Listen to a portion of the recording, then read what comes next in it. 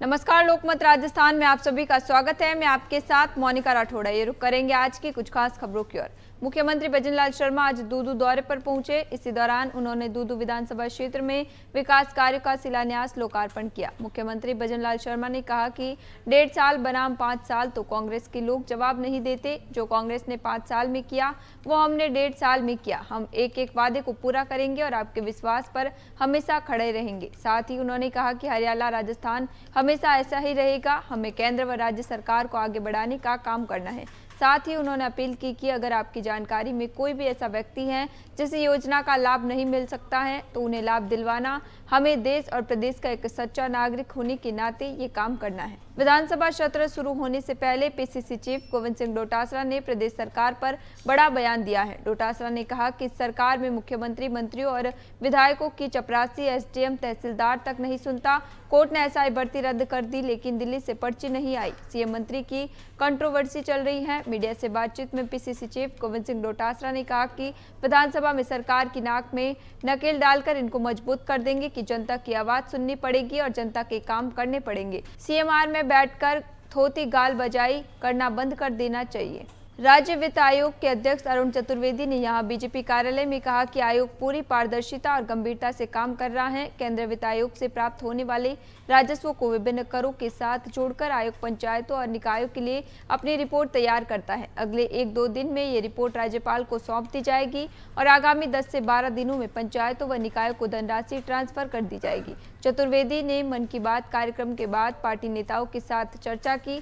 टीकाराम जूली पर हमला बोलते हुए चतुर्वेदी ने कहा कि जब कांग्रेस सत्ता में थी तब वित्तीय प्रबंधन की बजाय उधार लेकर घोषणाएं करने में व्यस्त रही। ऐसी घोषणाएं की गई जिन्हें धरातल पर लाना संभव ही नहीं था। भारतीय जनता पार्टी की सरकार अब उन अधूरे विषयों को गति देने का कार्य कर रही है। केंद्रीय मंत्री गजेंद्र सिंह शेखावत ने एसआई भर्ती 2021 परीक्षा को रद्द करने की कोर्ट के फैसले पर अपनी राय रखी है।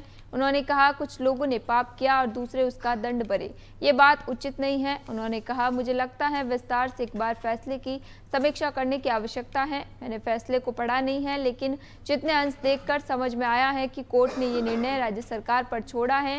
वे रविवार को जैसलमेर में थे। उन्होंने कहा राज्य सरकार की मंशा एसआई परीक्षा को रद्द करने के बजाय जो लोग उनके दोषी थे उन सबको दंडित करने की है। इस तरह का दृष्टिकोण प्रारंभ से अपनाया है क्योंकि सैकड़ों लोग ऐसे हैं जो कई नौकरियों को छोड़कर अपनी जिंदगी को दांव पर लगाकर यहाँ आए हैं, ट्रेनिंग की है, 3 से 4 साल नौकरी कर ली है। कुछ लोगों ने पाप किया है, उसका दंड दूसरे भर रहे हैं। ये बिल्कुल भी उचित नहीं है। इस दृष्टिकोण से राज्य सरकार इस विषय पर विचार कर रही है। कांग्रेस नेता सचिन पायलट ने बीजेपी पर निशाना साधा है। उन्होंने वोट चोरी के आरोपों को लेकर कहा कि एक व्यक्ति एक वोट का अधिकार हमें मिला है, वो अधिकार बीजेपी छीनना चाहती है। लोगों के नाम काटे जा रहे हैं, फर्जी वोटर्स जोड़े जा रहे हैं। इसको लेकर हमारी पार्टी अभियान चलाने जा रही है। राजस्थान में जल्द अभियान की शुरुआत होगी।